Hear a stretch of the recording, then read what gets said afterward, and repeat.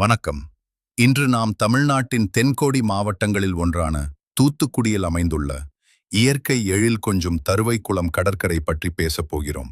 தூத்துக்குடி நகரிலிருந்து சுமார் 15 கிலோமீட்டர் தொலைவில் அமைந்துள்ள இந்த கடற்கரை இன்னும் முழுமையாக சுற்றுலா பயணிகளால் கண்டறியப்படாத அமைதியான சொர்க்கமாகும்.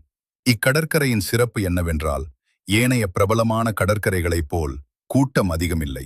சுத்தமான மணல், தென்னை மரங்கள் அடர்ந்த சூழல், மெதுவாக அடிக்கும் அலைகள் என இயற்கையுடன் ஒன்றிய அனுபவத்தை இக்கடற்கரை வழங்குகிறது. கடலில் இறங்கி குளிப்பதற்கு மிகவும் ஏற்றதாக இல்லாவிட்டாலும், அதிகாலையில் சூரிய உதயத்தையும் மாலையில் அமைதியான கடல் காற்றையும் ரசிப்பதற்கு இது பொருத்தமான இடம். உள்ளூர் மீனவர்களின் படகுகள், கடற்கரையோரம் சிதறி கிடக்கும் பல வண்ணச் சிப்பிகள் மற்றும் அங்கு வலசை வரும் பறவைகள் என இக்கடற்கரை கண்கொள்ளா காட்சிகளை வழங்குகிறது.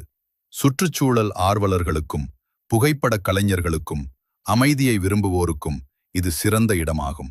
அருகில் திருச்செந்தூர் சுப்பிரமணிய சுவாமி கோவில், ஸ்ரீவைகுண்டம், குலசேகரன் பட்டினம் போன்ற முக்கிய சுற்றுலா தலங்கள் இருப்பதால் ஒரு நாள் சுற்றுலாவின் போது தருவைக்குளம் கடற்கரையையும் நிச்சயம் இணைத்துக் கொள்ளலாம்.